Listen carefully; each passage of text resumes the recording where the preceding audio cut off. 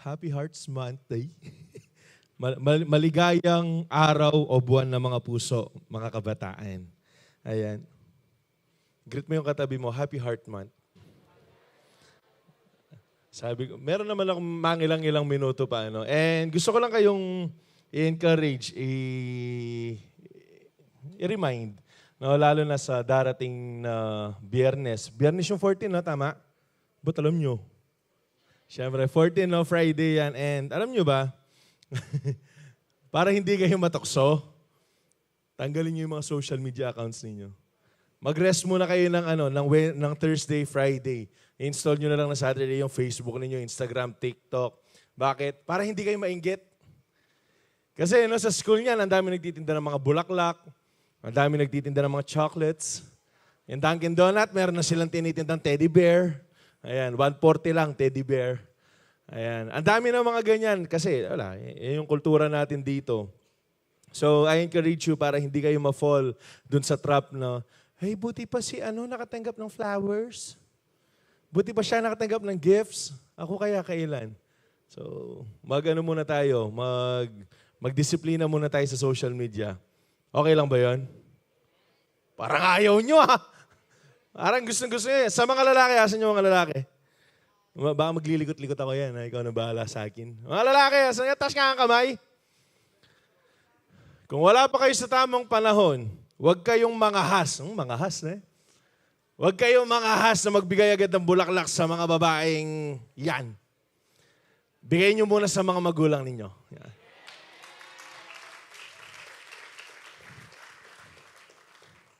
Amen kayo dyan. Tapos yan sa 14. Usually yan, meron mga free time sa mga schools. Sa mga babae, taas ang kamay. Taas ang kamay! Kayo mga babae, wag binigyan kayo ng bulaklak. Wag binigyan kayo ng chocolates. Wag binigyan kayo ng teddy bears. Bahala kayo sa buhay nyo kung ano gagawin nyo doon. Pamigay nyo sa mga tropa nyo, gano'n. O kaya, para makaganti kayo, kapag binigyan kayo ng bulaklak, ipasa nyo agad sa mga nanay ninyo, sa mga tatay ninyo, Happy Hearts Day. Huwag nyo mahal niya ako. Tapos ipopost mo my day, no? Thank you for giving me these roses. Tapos ikaw lang bumili. Awkward. Ang bihira niyan. Hindi, alam nyo, kasi bigyan nyo akong konting oras, no? Way back when I was in first year high school. Ang bihira, layo. First year high school. So first year high school, syempre, medyo taghirap pa tayo nun, no? Meron ako nagugustuhan sa mga kaklase ko. Hindi ko na siya papangalanan. And dahil nga uso yung delivery. February, alam mo yun, medyo gusto mong pakitang tao So ang ginawa ko, meron akong 140 pesos na pera. Buong araw na yon. Alam niyo yung ginawa ko? Yung 130, pinambili ko ng bulaklak. Na hindi niya man alam na sa akin ang galing. Naging boyfriend niya, sino? Yung tropa ko. Tropa ko, English kasi. Pogi talaga yung tropa ko kasi na yun Kunti nga, di ko na nakikita ngayon Ang sinasabi ko lang dito, dahil sa pressure ng mundo, hindi kasi Hearts Day, kuya. Hindi ba pwedeng excuse na lang do? Parang once a year lang naman to Iba sa inyo, tawag nga yung Valentine's Day Hindi yan Valentine's Day, no? That's Saint Valentin, God worship yung ginagawa. Pero sa atin, well, everyday naman, ginagawa natin yung araw ng mga puso Araw ng pag-ibig. Kasi araw-araw naman, minamahal tayo ng Diyos. So, I hope hindi tayo padala sa flow ng mundo. Kasi bakit? Maraming nagliligawan sa month ng February, lalo na ng second week. Maraming nagliligawan, maraming naglalandian sa mga panahon na yan. Ito yung nakakalungkot. Maraming nagbubuntisan sa araw ng February. Sa month ng February. Bakit? Kasi nga, ganito yung takbo ng mundo. But I hope, sa YDC sa atin, maging matino tayo. Maging puro tayo. Maghihintay tayo. Hindi ako papapressure. Hindi ako maiinggit. Bakit ka maiinggit? Mahal ka ng Diyos. Si Lord nga, araw-araw pipiliin ka niya eh. Ikaw, pipiliin ka lang niya kapag convenient para sa Kanya. Pambihira yung mga nagre-react, 3 years old, 9 years old, 10 years old. Hindi, maghintay kayo. Alright, nakuha? Pag ako talaga may nahuli sa inyo, mga forerunner niya, kakusapin ko talaga yan. Dinir ha, huwag kang muna manligaw ha, kung nasan ka man. Shout out eh. Ayan. Yung mga CEO ko, nasan kayo? Talaga sabi ko, magarap kayo. Ako bisa magarap ha. Ako bisa mga shout out kayo. So, maghihintay. Alright. Hindi excuse yung February para lumandi kayo ha. So, wala, nang ubus lang ako ng konting oras. So, the God kind of love. Ito yung pinag-uusapan natin ngayon February.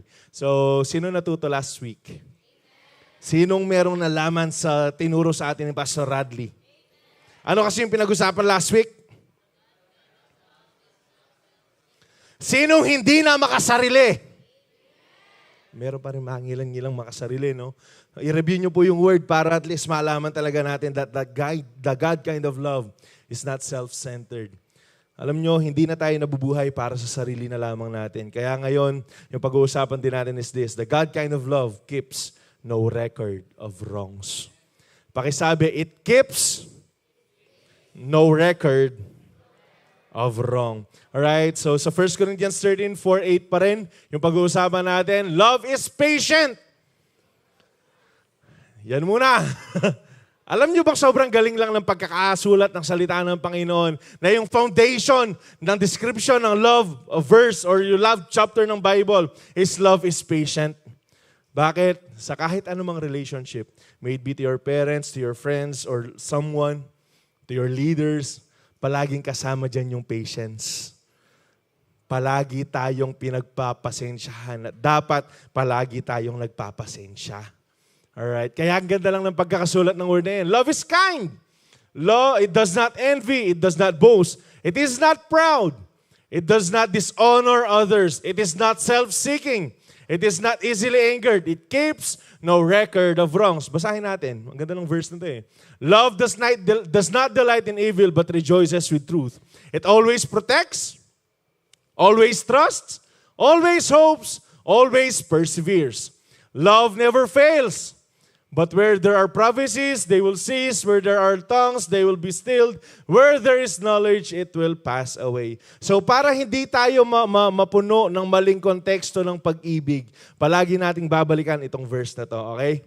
Para hindi tayo ma-filled ng mga wrong mindset ng pag-ibig, palagi niyong basahin itong verse na to. English, Tagalog, Kapampangan, meron po yan. Para talaga mag-grasp natin na, ito pala yung meaning ng love. Ito pala dapat yung pag-ibig. Meron akong nakausap. Tatago ko na lang siya sa pangalang Francois. No? Si Kuya Francois. Tinuro niya sa amin to one time. Ang sabi niya, kapag pala, meron daw dalawang klase ng pag-ibig. Yung love that will make you crazy. Alam mo yun, ito yung love that is against all odds. Hahamakin ang lahat. Hahamakin ang lahat, mapasa akin ka lang.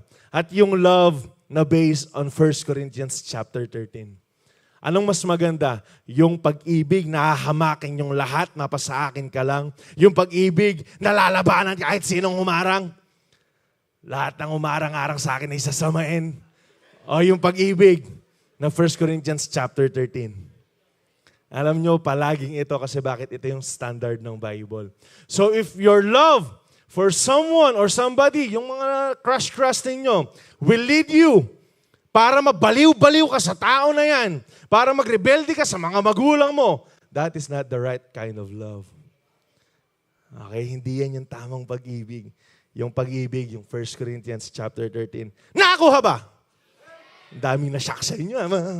Daming na sa inyo. Ang sabi dito, one of our greatest misconception about God's true love for forgiveness is that we think, when we make the same mistake again, nililista ng Lord.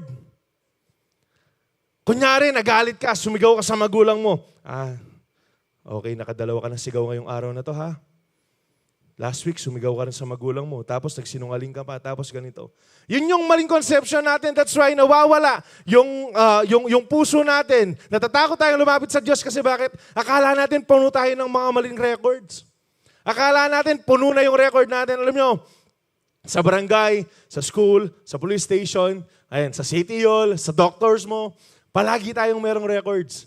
Kaya para kapag pinulout yung pangalan mo, for example, Joshua David Zapata, Holy Angel University, vandalism, second year high school. And, kaso ko yan eh. So, makikita ko yan hanggang hindi nasusunog yung Holy. Hindi ko naman pinapangarap masunog yung Holy. Hanggat hindi nawawala yung Holy Angel University, that record will be there. Kahit anong gawin ko, that record will be there. Merong time na nakasagasa ako ng tao sa motorsiklo. Uy, real talk na yun. Mambira tawa naman yan.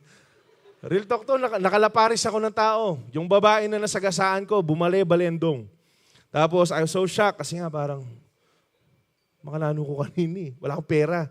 Merong naghahabol sa akin ng tricycle. Pero nilapitan ko yung babae, sabi ko, napano ka te? Okay ka lang ba? Gusto mo ba check up? Napano ka te? No? Wala, trip ko lang mag-tumbling. Ate, kung nanonood ka man, mahal ka ng Panginoon. Sorry ulit. Sabi niya, hindi, papa-blatter kita, ganyan-ganyan. So, yung blatter na yan, sa mga barangay na blatter, sa mga police station na blatter, kapag meron kang ginawang kalokohan, pupull out nila yung blatter na yun.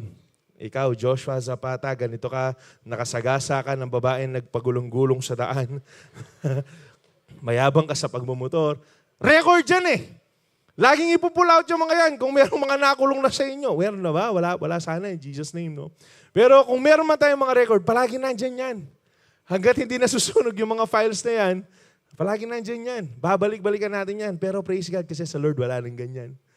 Yung mga kasalanan nagawa natin, wala na yan. And we will dig deeper sa bagay po na yan. Kaya, I hope mabago yung mindset natin na hindi ko na uulitin to para hindi na madagdagan yung ganyang kaso ko sa Panginoon. Hindi ko na uulitin to para mabura na yung ganitong pag-aaralan natin kung paano naging yung God kind of love, it keeps no record of wrongs. So the God kind of love keeps no record of wrongs because His love cover all wrongs. His love, ang pag-ibig po ng Diyos, covers all wrongs. Ang sabi dito, Proverbs 10:12, hatred stirs up conflict, but love covers all wrong. Alright? Covers over all wrong. Yan daw yung pag-ibig. And this is how powerful God's love is. Kasi yung kasalanan po natin, tinakpan ng Panginoon. Yung sa atonement, alright? Tinakpan ng Panginoon. The Old Testament people were so, God is so gracious to them. Kasi wala pa si Jesus that time. Pero meron ng grace na gumagana sa panahon na yon. Kaya nga, even nung panahon ni Adam and Eve, oh man, the grace of God, the love of God. Kasi anong ginawa nila nung kinain nila yung prutas, nagkasala sila. What they did is this. Kumuha sila ng bulong, ng dahon to cover themselves because they were naked. Pero anong ginawa ng Panginoon? Because of His love for them. Hindi dapat bulong yung meron ka dyan. Hindi dapat dahon yung meron kayo dyan. So pumatay siya ng hayop para yung balat yun yung isuot nila. Mahal pa rin na Diyos sa mga tao kahit na nagkakamali tayo. And ang sabi dito, no, that means His love is not just a word that speaks of forgiveness. Yung pag-ibig niya, hindi lang, sige, pinapatawad na kita, pero wala siyang ginawa. Ang ginawa niya ganito, it was an active love that moved Him to act by giving His Son. Yung pag-ibig ng Diyos, para mapatawaran, para ma-cover yung mga kasalanan natin, para mawala, linisin tayo sa mga kasalanan natin, it took Him to give His Son Jesus for you and me. Binigay niya yung sarili niya para sa atin. Bakit? Kasi sa isang kataga. Kasi mahal niya lang tayo. And I hope sa atin pong lahat, no, hindi tayo mamisled sa kaisipan ng mundo na kanilang klase ng pag-ibig. I hope hindi tayo umalis sa Bible sa tunay na klase ng pag-ibig po na nanggagaling po sa Panginoon. Ang sabi ng Proverbs 17:9, whoever covers an offense seeks love.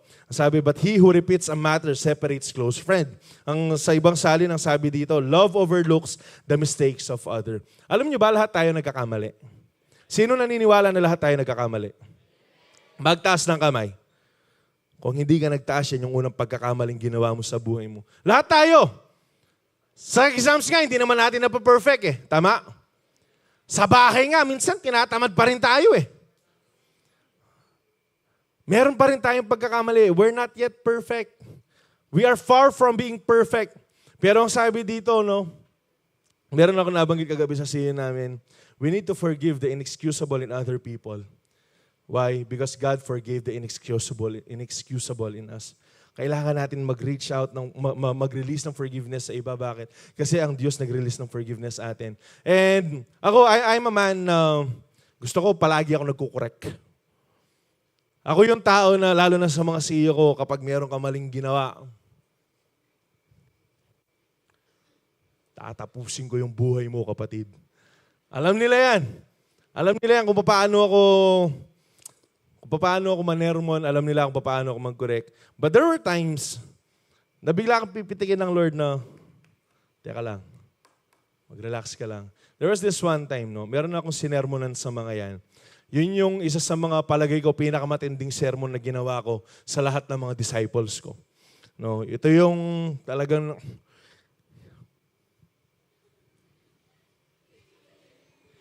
giligit.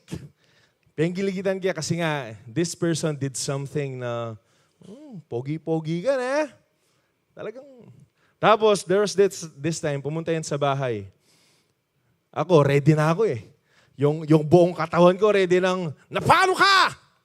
Bakit mo na naman ginawa to? Ganyan. Pumasok sa bahay, nasa sala kami, umupo siya. Alam niyo yung sinabi ng Lord, huwag ka magsasalita. Sabi ko, Lord, bisa ka manyer mo na eh. Lord, meron ginawang mali to eh. Lord, hindi pa to tumigil. Lord, kinurak ko na to ng ilang beses pero ginagawa niya ulit to. Sabi ng Lord, bigyan mo ng Bible. Binigay ko itong Bible sa kanya. Nagbasa kami. Alam niyo, binasa namin Romans 1-10 chapters. Tapos nag-sharean lang kami. Tapos alam niyo, ang sarap pala sa pakiramdam that sometimes, if we really love the person, no? Hindi ko sinasabing i-condone natin yung mga mali. But there were times na kailangan nating i-overlook yung mga offense. For example, meron silang ginawa sa'yo. You just, okay, pagpapasensyahan kita. Okay? Meron ka sinabing masakit sa akin, ha? I love you. Hindi ako gaganti. Ayan, hindi kita sisiraan kahit kanino. Minsan, alam nyo, sobrang sarap sa pakiramdam ng ganyan. Sobrang sarap sa pakiramdam that you are overlooking yung offense or yung galit mo sa iba. Kasi bakit? Ganyan din yung pakiramdam. Yan din yung ginawa ng Panginoon sa atin eh. Alam niyo ba, everyday nagko-commit tayo ng kamalian. Pero anong ginagawa ng Panginoon sa atin? Everyday pinaparanas niya lang sa atin yung grace niya. Mamaya meron akong babasahin. Sobrang sarap na verse na, I was taken aback when I read the verse. Sabi ko, grabe ka, Lugod Lord, kaya kami. At ang sabi dito, but he who repeats a matter separates close friends.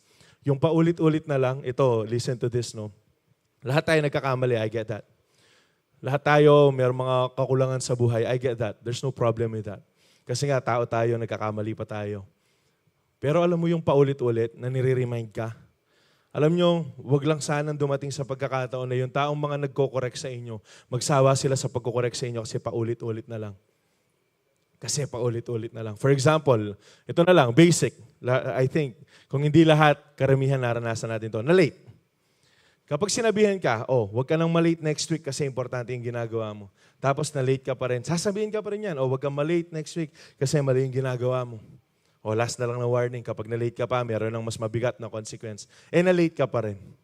Alam nyo, nakakasawa yung ganun. Kaya I hope sa atin, kapag meron nag-correct sa atin sa certain part ng buhay natin, pasalamat tayo una. Masakit yun eh. Pangalawa, as much as possible, wag nating uulitin yung mali. Nakuha. Kasi anong ibig sabihin nun? Yung unang correction, hindi ka natuto. Yung pangalawang correction, hindi ka natuto. Yung pangatlo, ang ibig sabihin, tumitigas na yung puso mo dun sa bagay na yun. Kaya ang sabi dyan, no, but he who repeats a matter separates close friends. Kaya ka nilalayuan ng mga kaibigan mo eh. Kasi bakit? Ayaw mo magpaturo. Kasi ayaw mo magpatama. Alright? So sa atin, sometimes we can overlook kasi para hindi na ma-burden siya, hindi ka na ma-burden. Kaso, meron siyang consequences na bigla na lang napapansin mo, okay, dumidistansya itong mga tao na to. Pero, hindi ibig sabihin po niyan, okay lang na paulit-ulit na nagkakasala ka. Hindi ibig sabihin na ino-overlook mo yung offense, okay lang na palagi mong binabalik-balikan yung kasalanan. Ang sabi ng Hebrews 10:26-29, sabi dyan, if we deliberately kusa, ginagawa mo, keep on sinning after we have received the knowledge of the truth, no sacrifice for sin is left. Kung paulit-ulit mong ginagawa, yung kasalanan na yan, ngayong alam mo na yung katotohanan, ngayong alam mo na yung tama, wala nang sakripisyo para sa'yo ang pwede pang iaalay. So, ang ibig sabihin, mawawalan ka ng salvation. But only a fearful expectation of judgment and of raging fire that will consume the enemies of God.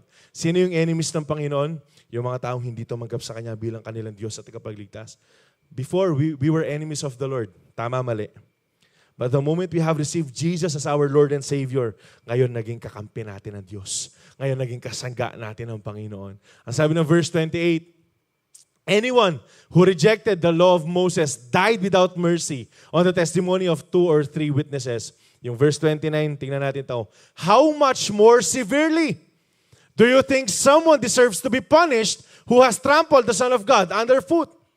So ang ibig sabihin, kapag inulit-ulit mo yung kasalanan, ano yung mga kasalanan na yan? Alak, sigarilyo, compromises, pornography, fornication, masturbation, lust of the flesh, lust of the eyes, pride of life. It sum up yung sin ng mundong to. Kapag inulit-ulit mo yan, knowing that those things are against God, na ginagawa mo yan, you are breaking the heart of God. Ang sabi dyan, you are trampling the Son of God underfoot. Inaapak-apakan mo ulit ang Panginoong Jesus. Ang sabi yan, who has treated as an unholy thing the blood of the covenant, yung dugo na nagligtas sa atin, yung dugo na naglinis sa atin, yung dugo ng ating Panginoong Jesucristo, parang sinasabi mong joke-joke lang yun. Parang sinasabi mong hindi yun importante. And that sanctified them, and who has insulted the Spirit of grace. Ito yung ginagawa natin. Alam nyo ba yung kasunod na verse niyan, yung verse 30? It is a dreadful thing to fall into the hands of the Lord. It is a dreadful thing, nakakatakot. It is a terrible thing para maging kalaban ka ng Panginoong Jesucristo. Kaya nga, anong gagawin po natin? Yes, we commit sin. Yes, nagkakamali pa po tayo. Pero iba yung nag-i-enjoy ka ng kasalanan. Tama, mali. Tama, mali. Alam nyo, siguro yung mga bata dito, maliban sa mga Calvary Kids people natin, no? Meron tayong mga 10 years old at some point, naiintindihan na yung tama at mali. Alam nyo, merong conviction dyan eh. For example, ito na lang, because ito yung palagi kong tinetestify over and over again. Yung panonood ng pornography. Kapag manonood ka ng pornography, hindi ka naman mag-enjoy lang dyan eh. Saan mag-start yan usually? Sa kaka-Facebook mo, TikTok, Twitter. Sa kaka-scan mo, meron kang makikita na malaswa, na tao, na sumasayaw, na babae, na lalaki, and then mag-iisip ka na. Mag-i-enjoy ka pa sa kakapanood dyan, magbabago na yung algorithm ng Facebook mo, anong mangyayari, lalabas dyan, puro ganyan na. Tuloy-tuloy na yan. At kapag hindi ka na nasatisfy sa ganon, manonood ka na ng pornography. At kapag nanood ka na ng pornography, siguradong merong na masturbation na mangyayari. You will fill yourself with the lust. With lust. Tapos anong mangyayari dyan? Ito yung nakakatakot dyan. Na hindi ka na nako-convict ng Holy Spirit. Kasi bakit? The moment na makakita ka ng lustful things sa social media, meron na agad bubulong sa'yo, anak, tigilan mo yan. Meron na agad bubulong sa'yo. That still small voice will tell you, don't go there. Don't go there. Kapag nag-decide ka na panoorin yan, merong bubulong sa'yo na, anak, wag. Kapag nag-decision ka, hindi, mag-open ako ng ibang site, merong bubulong sa'yo, anak, wag. Palaging merong magko-convict sa'yo. It's matter of how we respond to that still small voice na sasabihin kang wag kang pupunta sa kasalanan na yan. Pero kapag ginawa mo yan, kapag inulit-ulit mo yung bagay na yan, it seems like you are trampling the Son of God underfoot. Parang inaapak-apakan mo ulit ang ating Panginoon. Parang sinasabi mong walang kwenta yung kanyang banal na dugo. Para mong sinasabing walang halaga yung biyaya na binibigay niya sa atin. Kaya nga, alam nyo, YDC, I hope sa ating lahat, no? We're always hearing this message. Itong message, no, if we keep or if we deliberately keep on sinning, wala nang kaligtasan sa atin. I hope ma-shaken up tayo kung nandun tayo dun sa pagkakataong matigas na yung puso natin. Alam nyo, this is God's act of grace. Na paulit-ulit tayong pa-remind na hindi ka dapat nag-e-enjoy sa kasalanan. Bakit namin palagi sinasabi to? Kasi meron pa rin. Alam namin, meron pa rin sa inyo napapalya. Meron pa rin sa atin na magkakamali. Pero I hope hindi na tayo yung pumipili sa pagkakamali na yan. Alak. Simple na lang, alak. Meron na akong mga narinig na pumalya po ako, ang tagal ko lang hindi umiinom. Bakit ka nakainom ng alak? Kasi po na-pressure po ako. Isang shot lang naman daw. Hanggang sa naging 2, hanggang sa naging nalasing ka na. Alam nyo, mag-start yan sa maliit na compromises. Remind yourself about this truth. Little compromises will lead to lethal compromises. Yung maliit, magiging lethal yan kapag hindi mo sinurrender sa Panginoon. So you need to be careful. Yes, magkakamali tayo. Yes, papalya tayo. Yes, meron tayong mga bagay na magagawa na minsan pipiliin natin, minsan hindi. Pero kung saan ka pinalaya ng Panginoon, I hope hindi na po natin uulit-ulitin. Nakukuha po ba? Nakakasunod po ba? And you know what sin they are. Bakit kayo yung gumagawa nun eh? Alam natin yan. Alam natin yan. So I hope ngayong hapon na to masurrender po natin sa atin pong Panginoon. 2 Peter 2:20-22, and when people escape from the wickedness of the world by knowing our Lord and Savior Jesus Christ and then get tangled up and enslaved by sin again, ang sabi dito, they are worse off than before. Mas malala yung mga taong nalaman na yung katotohanan, narinig na yung katotohanan, naranasan na yung salita, yung pag-ibig ng Diyos sa kanilang buhay. Ine-enjoy na dapat yung biyaya ng Panginoon, pero pinili pa rin na bumalik doon sa dati. Anong sabi dyan? They are worse off than before. Mas malala ka pa kaysa sa dati. Ang sabi dyan ng verse 21, it would be better if they had not never known the way of righteousness than to know it and then reject the command they were given to live a holy life. Mas maganda pa sanang hindi mo na lang narinig yung katotohanan. Tapos binigay na sa'yo yung ikaw dapat mamuhay ka na merong kabanalan pero you still chose not to. Sabi diyan, dapat hindi mo na lang nalaman. Mas maganda pang hindi mo na lang nalaman. Bakit? Kasi mas grabe ka pa dun sa nauna ka. At ang sabi dito sa pinaka-last verse, they prove the truth of this proverb. A dog returns to its vomit, and another says, a washed pig returns to the mud. Sorry po sa mga nanonood na kumakain dyan.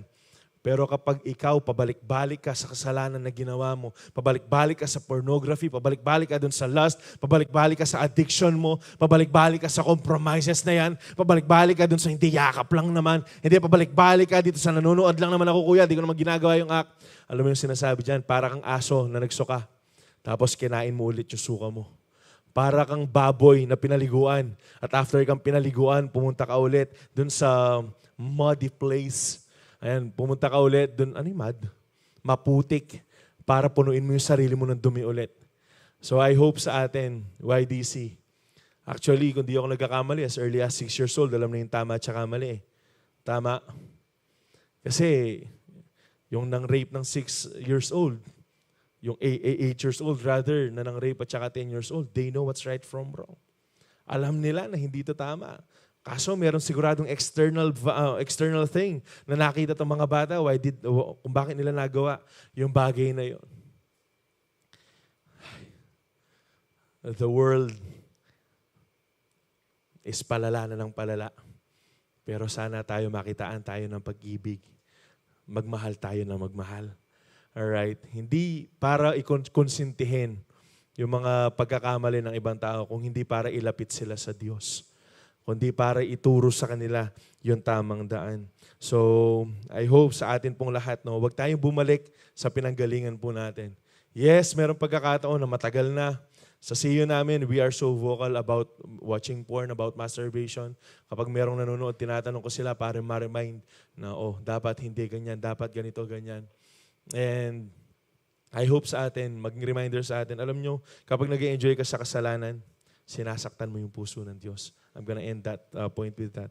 Kapag nag-enjoy ka sa kasalanan, sinasaktan mo yung puso ng Diyos. Pero God is good because He covers all our wrongs.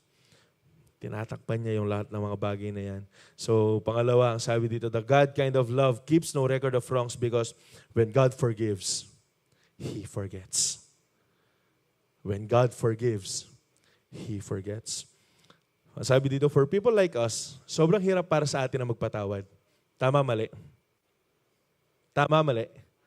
Actually, hindi totoo yung sa ating mga tao, yung forgive and forget. Kasi bakit? You can never forget kung anong ginawa sa'yo ng tao. You can never forget kung anong ginawa sa'yo na tao. Maybe the feelings are not there anymore. Yung anger, wala na doon. Yung galit, yung bitterness, wala na doon. Pero yung ginawa ng tao sa'yo, hindi mo makakalimutan yan. Tama, mali? Tama, mali. Siguradong meron kayong maaalala. Bigyan ko kayo ng mga couple of seconds lang. Yung bata kayong maaalala nyo na merong ginawa sa inyo yung ibang tao. Check nyo lang kung meron kayong maaalala or wala na. Sige, bigyan ko yung couple of seconds lang. 1, 2, hop! Ayan. Ako ito yung naaalala ko. Dami ko kasing kalokohan na bata ako eh. Hindi ako pumasok, grade 3. Nag-reason ako masakit yung tiyan namin. Tapos sa kanto kasi ng Kapaya Kapaya people, what's up? Merong bilyaran dyan kay Don Magic. Doon sa bilyaran na harapan na yon, merong dyan yung paradahan ng Kapaya. Papunta ka Angeles. Sobrang galit ko dun sa tropa ko. Alam nyo bakit? Nagtago ako. Nakita ko si Ma'am Ocampo. Ma'am, shout out, I love you. Si Ma'am Di Ocampo. Dumadaan siya. Nagtago ako kasi nga, sinungaling ako eh. Alam mo yung ginawa ng tropa ko? Ma'am, si Joshua, di pumasok. Kinabukasan, nayari ako eh. Nakasermon-sermonan ako eh. Hindi ko makakalimutan yun, no? Kasi bakit? Tropa kita. Pinagkatiwalaan kita sa buhay ko. I mean, mga petty things. Pero siguradong meron kayong mga bagay na maaalala na ginawa sa inyo ng mga tao na sobrang sakit. Yung mga taong pinangakuan kayo na hindi kayo iiwan. Alam niyo bang mas masakit yung pangako ng kaibigan na hindi tayo maghihiwalay kaysa sa relationship? Yung kaibigan mo na sinabi sa'yo hindi, mag-grow tayo sa Lord, sama-sama tayo. Yung tao na nag-invite sa'yo na nangako ng ganito, pero hindi niya ginawa. O yung taong binackstab ka, siniraan ka, hindi mo makakalimutan yung bagay na yan. Ulitin ko lang, maybe the feelings are not there anymore. Yung hinagpis, yung sakit sa puso. Pero maaalala natin yan. Mas lalo pa ang ating Panginoon. Alam nyo yung Lord, ang dami nating ginawa. Pero alam nyo, itong simpleng sentence lang na yan, itong topic na to, when God forgives, He forgets. Siya lang yung kayang may gawa niyan. Wala nang iba ang pwede makagawa ng bagay na yan. Naniniwala kayo doon? Basahin natin to, no? Hebrews 8:12, for I will forgive their wickedness and I will remember their sins no more. Sino yung nagsasalita dito? Ang Panginoon. Sa NLT ang sabi niya, I will forgive their wickedness and will never again remember their sins. Kakalimutan ko yung mga kasalanan na ginawa nila. So Kuya Zap, makakalimutin ba yung Diyos? Hindi siya. He is choosing to. Why? Kasi mahal niya tayo. Para maging clean slate ulit tayo. Para malinis ulit yung record po natin. Ang Panginoon po yung nag-ano yan. So, ang ibig sabihin, merong weakness ang Panginoon. Alam niyo ba, it is a strength instead of weakness. Nakalimutan niya yung mga kasalanan ginagawa po natin. Basahin natin to, actually halos pare-pareho to. Jeremiah 31:34, no longer will they teach their neighbors or say to one another, know the Lord, because they will all know me. From the least of them to the greatest, declares the Lord, for I will forgive their wickedness and will remember their sins no more. Tapos yung sa Hebrews 10:16, 17, this is the covenant I will make with them after that time, says the Lord. I will put my laws in their hearts, and I will write them on their minds. Then he adds, their sins and lawless act I will remember no more. Palaging sinasabi ng Panginoon na yung mga kasalanan na ginawa nila, yung mga kamalian, yung mga bagay na ginawa nilang hindi nakapagbibigay kapurihan sa akin, kakalimutan ko na. Hindi ba mabuti yung Diyos? Isn't it God good? No? Alam nyo, itong isa sa mga pinakapaborito kong kwento that can be found in Luke chapter 11 or Luke chapter 15 verses 11 to 32, yung parable of the prodigal son. Merong isang hari. Meron siyang 2 anak sa mga hindi pa nakakaalam ng kwento. And then ang sabi ng bunso niyang anak, yung prodigal son, ang sabi niya, Tay, ibigay mo na sa akin lahat ng mana ko. Anong ginawa ng tatay? Dahil mabait yung tatay, ibinigay niya lahat ng nararapat para sa kanya. Hinati niya yung meron siya, tapos ibinigay niya dun sa bunso. At ang ginawa ng bunso ito, pumunta siya sa pinakamalayong lugar and he enjoyed recklessly ang kanyang buhay. Anong ibig ko sabihin? Nagkasala po siya. Uminom, siguro sa generation natin, na-addict sa sugal, na-addict sa babae, sa fornication, sa adultery, sa pornography, sa masturbation, sa alak, sa droga, sa sugal, sa scatter, sa Facebook, sa social media. Na-addict siya sa mga bagay na yan. At naubos yung pera niya. Nalustay yung pera niya. Nawalan siya ng pera, naubusan. And then, kung nasaan siya, nagkaroon ng taggutom. So basically, itong tao na to, itong bata na from mayaman, na maraming pera, na lumayo sa tatay niya, naubusan. Tapos ang sabi niya dun sa isang may-ari ng mga baboy, gusto kong, para makakain ako, ako'y mag-aalaga, magpapakain dun sa baboy mo. At dumating siya sa pagkakataon na kung anong kinakain ng mga baboy, dahil wala na siyang pera, wala na siyang pambili, yun na lang yung kinakain niya. Imagine, from riches to rags. Baliktad yung naging buhay niya. And then, nung nandun siya dun sa sitwasyon na wala na siyang pag-asa, bigla niyang inisip, yung mga slaves sa amin, ano sa Tagalog yung slaves? Mga alipin. Yung mga alipin sa amin, kumakain sila na mahigit pa dito sa kinakain ko. So ang gagawin ko, ang sabi niya, babalik ako dun sa bahay, hihingi ako ng tawad sa ama ko sa langit at saka sa aking ama. At tapos ang sasabihin kong tanggapin niya ako ulit. Pero kahit hindi na bilang anak, tanggapin niya na lang ako bilang isang alipin niya. Anong motivation niya na pagbalik? Pagkain. Ang motivation niya na pagbalik, kasi gusto niya nang kumain ng masarap. So, nagdesisyon siya bumalik. Malayo pa lang siya. Nakita siya ng ama. Nakita siya ng hari. Alam niyo kung anong ginawa ng hari? Pinuntahan niya. Niyakap niya. Tapos ang sabi ng anak, Tay, patawarin mo ako. Paraphrase na lang, basahin niyo. Tay, patawarin mo ako sa lahat ng ginawa ko. Tay, patawarin mo ako kasi kinuha ko yung mana ko, naging makapal yung mukha ko, na parang tinuring kitang patay na para makuha ko yung mana ko, nilustay ko lahat, tapos ngayong wala ako. Paraphrase na lang to, no? Tapos ngayong wala ako, bumalik ako sa iyo, Tay, patawarin mo ko. Hindi na ako karapat-dapat na maging anak mo. Alam nyo, yung pin-repair na sentence ng prodigal son, na kahit wag mo na akong ituring na anak, kahit na maging alipin na lang ako, hindi na yun natapos. Because you know what the Father did? Sige, dito ka. Niyakap niya. Niyakap niya ng matindi yung anak niya. Tapos tinawag niya yung mga alipin niya, o maghanda kayo ng ganito, suotan niyo ng sandalyas, bigyan niyo ng singsing, bigyan niyo ng robe. All of them symbolizes yung pagka-reinstate ulit, pagkabalik ulit sa pamilya. And I was just pondering about this story. Sabi ko, pambihira, Lord, sabi ko. Pambihira, makanini mo kami kaluguran na ako. Kasi alam nyo sa atin, ilang beses na tayong lumayo sa Diyos. Ilang beses na tayo nagkasala sa Diyos. Intentional man or unintentional. Ilang beses na natin piniling mag-give up sa Panginoon. Pero every time na humihingi tayo ng tawad, alam nyo yung ginagawa ng Panginoon? Anong kasalanang sinasabi mo? Di ba pinatawad na kita? Alam nyo, every time na lumalapit ka sa Diyos, yes, every day humihingi tayo ng tawad sa mga kasalanan natin. But every time, alam nyo yung ginagawa ng Panginoon, sige anak, dito ka. Anak, hindi ikaw yung makasalanan na akala mong ikaw. Anak, dito ka. And ito, sinabi lang sa amin, and gusto kong gawin lang natin siya. I want everyone, just to close your eyes. Mabilis lang to. Alalahanin lang natin yung lahat ng mga kasalanang nagawa natin simula nung bata tayo. As early as you can recall. Nung ilang taon ka, na ginawa mo tong bagay na to. Sige, lahat ng mga kasalanan na ginawa mo sa ibang tao, sa magulang mo, sa Diyos, alalahanin lang natin.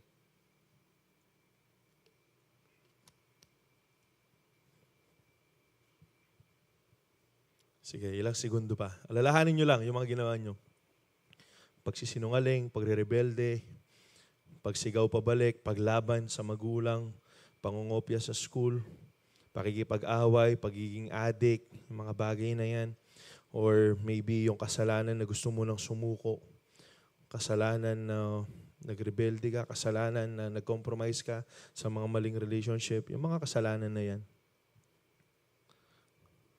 Sige, tingin dito. Mulat na yung mata.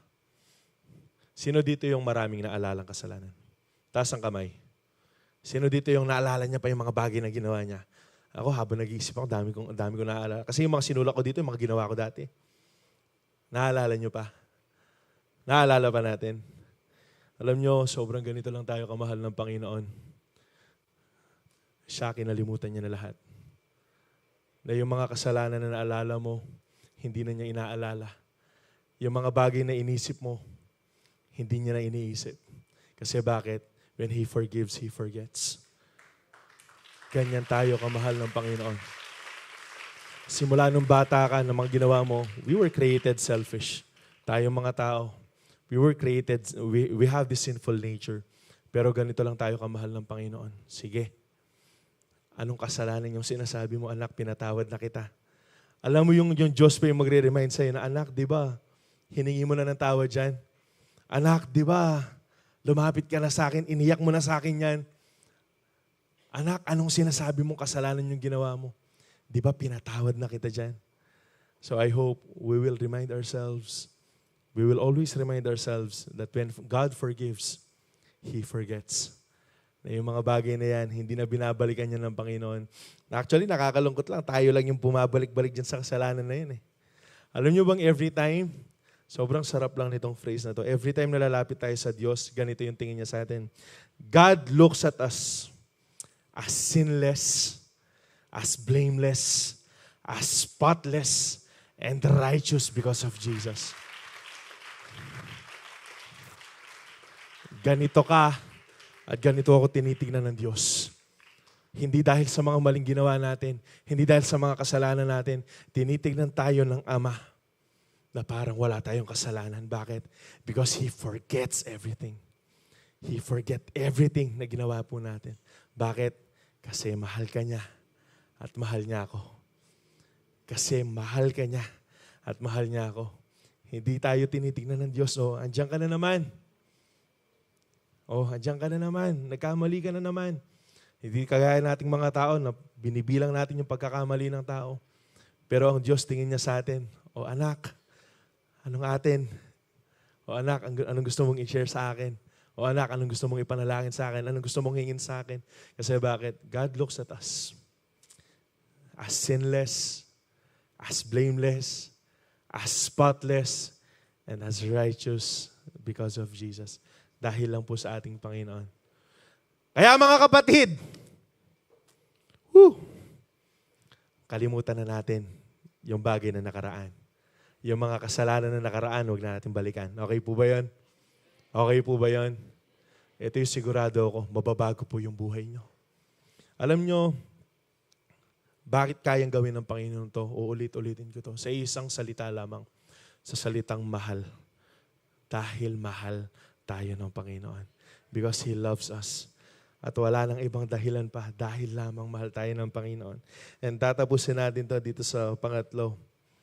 The God kind of love keeps no record of wrongs because He wiped out our sins completely. Hindi niya lang kinover up. Hindi niya lang kinalimutan. Actually, tinanggal niya pa lahat yung mga kasalanan natin. As Isaiah 43:25, even I am He who blots out your transgressions for my own sake and remembers your sins no more. Ang sabi dito, the Hebrew word for blot out is this, maha or maha. Anong meaning ng maha? It means to wash off, to wipe out, to blot out, to destroy, be exterminated, to be swept away. So ang sabi dito, even I am He who blots out, who removes, who I exterminate yung mga kasalanan na meron kayo for my own sake. Para sa aking kapakanan, ang sabi ng Panginoon, and remembers your sins no more. Hindi ko na inaalala yung mga bagay na yan. Psalms 103:10-12, He does not treat us as our sins deserve. Ganito tayo kamahal ng Panginoon. He does not treat us as our sins deserve. Bakit? Kapag nagkasala yung tao, ano ba yung kabayaran? Kamatayan. Lahat ng kasalanan, meron pong kabayaran yan. Ano yung kabayaran na yan? Kamatayan. Pero ang sabi dyan, He does not treat us as our sins deserve or repay us according to our iniquities. For as high as heavens are above the earth, so great is His love for those who fear Him. Sabi ng last verse, as far as the east is from the west. Ang sabi dito, so far as He removed our transgressions from us. Kung gaano man kalayo, yung east, saan yung east? Kaliwa. Ito, east. East-west. Bangkuya kasi nga isip ko katang east-west eh. Basta, ito. Ilaga, Kanluran, Timog, Silangan. Yan. Gaano man kalayo yung east sa west, ganyan din kalayo yung mga kasalanan natin sa atin. Bakit? Kasi tinanggal na sila ng Panginoon. Nasabi nga ito ni Pastor Ron, imposible na magkita yung east tsaka yung west. Imposible. So, ganyan din po yung mga kasalanan natin. That's how God treated us. Para tanggalin yung kasalanan po na yan. Tinanggal niya lahat. He exterminated yung mga bagay na yan. Para po hindi na natin sila alalahanin. Kaso tayo lang talaga yung paulit-ulit na nag-aalala sa mga bagay na yan. Leviticus 16, ang ganda nito. Sabi dito, patapos na po tayo. Leviticus 16, 8-10. He is to cast lots for the 2 goats. Yung context po nito is about atonement. No, about sa mga kasalanan ng mga Old Testament people. He is to cast lots for the 2 goats. 1 lot for the Lord and the other for the scapegoat. So meaning, Aaron shall bring the goat whose lot falls on the Lord and sacrifice it for sin offering. So yung isang lot na napili para isacrifice sa Panginoon, papatayin siya. Isasacrifice siya sa harapan ng Diyos. But the goat chosen by Lot as the scapegoat shall be presented alive before the Lord to be used for making atonement by sending it to the wilderness as the scapegoat. So, ang sabi po dito, take note, gusto ko lang basahin ito, sobrang ganda. 1 goat was used for sin offering. Yung isang goat, yung isang kambing, ginagamit for sin offering. At yung isa naman, magagamit siya for scapegoat. And the high priest will lay hands on the head of the scapegoat to confess the sin of the people. So yung scapegoat, ganito yung pinaka-purpose niya. Ito yung goat, yung pare, yung priest, no, ililay hands niya yon, tapos ita-transfer lahat ng mga kasalanan ng mga tao doon. And then ang sabi dito, and transfer them to the head of the goat. And ang sabi ng Leviticus 16, 21, 22, he is to lay hands both on the head of the live goat and confess over all the wickedness and rebellion of the Israelites, all their sins. So basically, parang yung picture nito, pinapasa yung kasalanan dun sa goat. And put them on the goat's head. He shall send the goat away into the wilderness in the care of someone appointed to the task. The goat will carry on itself all their sins to a remote place, and the man shall release it in the wilderness. So merong isa na goat. Ang gagawin ng goat na to, yung pinaka-purpose ng goat na to is this, isa-sacrifice siya as sin offering. At yung scapegoat naman, ay ililihan siya ng priest, and then lahat ng mga kasalanan ng mga Israelites, ipapasa sa kanyang ulo. At anong gagawin dito sa scapegoat na to? Dadalhin sa wilderness, and then iiwanan siya doon na mag-isa. At alam nyo ba, YDC, these 2 goats that were offered to the Lord were a typology of Jesus. Parehong pinapakita nito yung gagawin ng ating Panginoong Jesucristo. God laid all our sins on Him and He died for our sins as well. Ang sabi ng Isaiah 53:6, all of us like sheep have strayed away. We have left God's path to follow our own. Lumihis tayo sa daan ng Panginoon para sundan kung ano lang yung kagustuhan natin. Yet, the Lord laid on Him the sins of us all. Yung kasalanan ng mundo, yung kasalanan nating lahat, ipinatong, ibinigay lamang sa Kanya. The scapegoat was innocent, ang sabi dito. Kagaya lamang ng ating Panginoon. Remember, wala pong kasalanan si Kristo. But ang sabi ng 2 Corinthians 5:21, God made Him who had no sin to be sin for us, so that in Him we might become the righteousness of God. Hindi po nagkasala si Kristo. Just to get this doctrine right. Never po nagkasala si Kristo. At nung nakapako siya sa krus ng Kalbaryo, hindi ipinasa sa Kanya lahat ng kasalanan. Alam niyo kung ano nangyari? Siya yung naging kasalanan para sa atin.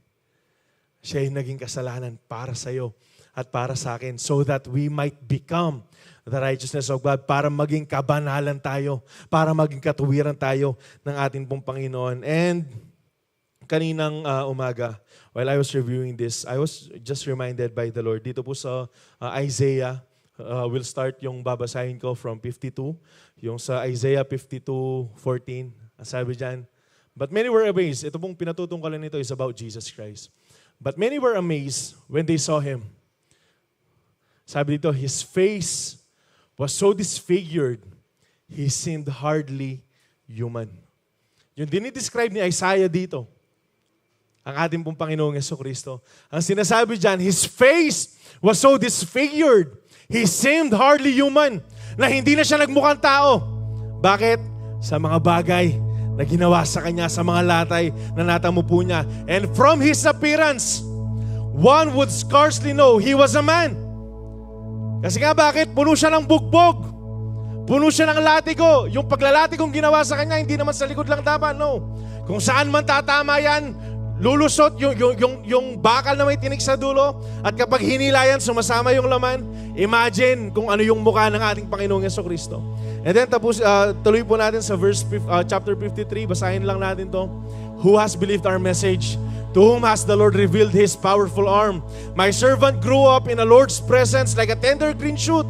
Ito, pinatutungkulan po nito si Jesus. Like a root in dry ground, there was nothing beautiful or majestic about His appearance. Nothing to attract us to Him.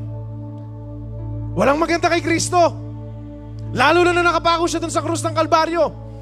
Wala kang makikita na, wow! Sobrang ganda, sobrang gwapo ng ating Panginoon. Wala kang makikita ganon.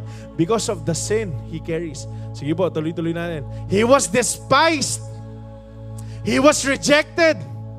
A man of sorrows, acquainted with deepest grief.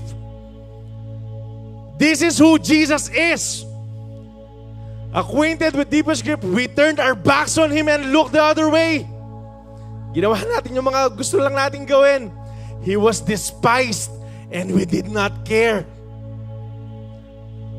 Yet, it was our weaknesses He carried. Ganito lang tayo kamahal ng Panginoon. It was our weaknesses He carried. It was our sorrows that weighed Him down. And we thought His troubles were a punishment from God. A punishment for His own sin. Akala natin kaya nangyari sa Kanya to kasi ganito yung meron siyang kasalanan ginawa. Pero ang sabi ng verse 5, tingnan natin. But He was pierced for our rebellion. He was pierced for our rebellion dahil sa mga kasalanan po natin. Crushed for our sins. He was beaten so we could be whole. He was beaten. He received those lashes para lang magkaroon ng kabuuan sa atin, for us to be made whole. Para magkaroon ng kaligtasan. Ang sabi po dyan, He was whipped so we could be healed. Tinanggap lahat ng Panginoon sa krus ng Kalbaryo, yung binasa natin kanina. All of us like sheep have strayed away. We have left God's path to follow our own. Yet the Lord laid on Him the sins of us all. Ibinigay lahat sa Kanya. Siya yung naging kasalanan para sa atin. He was oppressed and treated harshly. Yet, He never said a word. He was led like a lamb to the slaughter, and the sheep is silent before the shearers. He did not open His mouth. Alam nyo, pwede tayong pagalitan ng Panginoon, pwede tayong sermonan ng Diyos, pwede niya sabihin na kayo'y nagkasala, hindi naman ako. Ba't ako'y nagbabayad? But He kept quiet. He was unjustly condemned. He was led away. Kagaya ng scapegoat kanina, na nung pinatong sa Kanya yung kasalanan ng mundo, iniwan na lang siya sa wilderness. That's what happened to Jesus. No one cared that He died without descendants, that His life was cut short in midstream, but He was struck down for the rebellion of the people. Tapusin po natin. He had done no wrong and had never deceived anyone, but He was buried like a criminal. He was put in a rich man's grave. And then yung last verse natin, ang sabi dyan, but it was the Lord's good plan to crush Him and to cause Him grief. Yet when His life is made an offering for sin, ang sabi dito, He will have many descendants. He will enjoy a long life, and the Lord's good plan will prosper in His hands. Alam niyo yung pinatutungkulan nito? Yung buhay po ng ating Panginoong Jesucristo. That He received everything. Every punishment. Last Friday, kahapon, binalikan ko lang, and I hope hindi po mawala sa atin kung ano yung ginawa ng ating Panginoon sa krus ng Kalbaryo. Every time na minimeditate ko kung gaano tayo kamahal ng Diyos, it really breaks me. Imagine this. Imagine this. Just use your imagination. Nung binubuhat niya yung krus, na sobrang bigat na cross, nakatingin lang siya sa'yo at gusto niyang sabihin na, anak, ganito kita kamahal. Nung tinatadyakan siya, nung dinuduroan siya, nung minumura siya, nakatingin lang siya sa'yo. Just imagine this. Tapos sinasabi lang ng Panginoon na, anak, kaya ako tinatanggap to kasi ganito kita kamahal. Nung sinuot sa kanya yung korona na puno ng tinik, nakatingin lang siya sa'yo, umagos yung dugo sa kanyang ulo, sa kanyang mukha, sa kanyang katawan. Nakatingin lang siya sa'yo, tapos sinasabi niya, anak, ganito kita kamahal. Nung nilalatigo na siya, nung hinagupit na sa kanya yung bakal na mayroong tinik dun sa dulo, kada hila, sumasama yung laman. 39 lashes he received. Nakatingin lang siya sa'yo. Tapos sinasabi niya lang na, anak, ganito kita kamahal. Nung ipapako na siya sa krus ng Kalbaryo, tinanggap niya yung pako na hindi naman nararapat para sa kanya. Pero tinanggap niya para lang masabi sa atin na, anak, ganito kita kamahal. At yung pinakamasakit na nangyari sa kanya is this. He was forsaken by the Father. Tinalikuran siya ng Ama. Because God cannot be associated with sin. Hindi niya kayang tignan yung anak niya na tangan-tangan ng kasalanan ng mundo. Na yung anak niya na puro, yung anak niya na binigay niya sa atin. Naging kasalanan para sa atin. And He cried out, Eli, Eli, lama sabachthani. Sumigaw ang ating Diyos, si Jesus na nakapako siya sa krus, Father, Father, why have you forsaken me? Parang ganito yung sinisigaw ng Panginoon na, Ama, bakit mo ko iniwan? Ama, bakit mo ko tinalikuran? Tapos bigla siyang tumingin sa iyo. Tumingin siya sa atin, na tayo lang yung pinagmamasdan niya, na kaya ko in-endure na talikuran ako ng Ama kasi anak, mahal kita. Na anak, para hindi mo pagbayaran yung mga kasalanan na meron ka kasi hindi aabot yung dugo mo. Kaya yung dugo ko yung kailangan. Na anak, tinanggap ko itong mga bagay na to. Binigay ko yung buhay ko sa iyo kasi gusto ko lang sabihin na mahal kita. And YDC, I just want you to remember this every day sa buhay po natin. It's not just because it is Love Month. Pero gusto ko lang alalahanan po natin na ganito tayo kamahal ng Panginoon. Na hindi ka man mahalin. Na hindi mo man maranasan yung pag-ibig sa mga pamilya mo. Yes, I've been hearing stories na hindi lahat mahal ng magulang. Hindi mo man maranasan yung pag-ibig sa mga kaibigan mo, sa mga kapatid mo. Hindi mo man maranasan yung pag-ibig sa ibang tao that for so long, naghahanap ka ng pag-ibig sa iba, entering into a wrong relationship para lang magkaroon ka ng father figure, ng mother figure, kasi hindi mo naranasan to. Pero kapatid, gusto ko lang sabihin that God is so ready to pour out His love for you. Na sobrang handa lang ang Diyos na ibuhos yung pag-ibig niya sa atin if we will just open up our hearts to Him. Para lang masabi niya sa atin or magkaroon tayo ng identity that we are righteous, that we are without sin.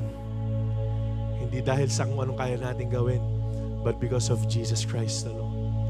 Na yung mga kasalanan ginawa natin dati, wala na yun. Huwag mo nang kalimutan. Yung ginawa mo kaninang kasalanan, wala na yun. Kung hiningi mo na ng tawad sa Diyos, all you have to do is this. You need to forgive yourself. Tumayo po tayo.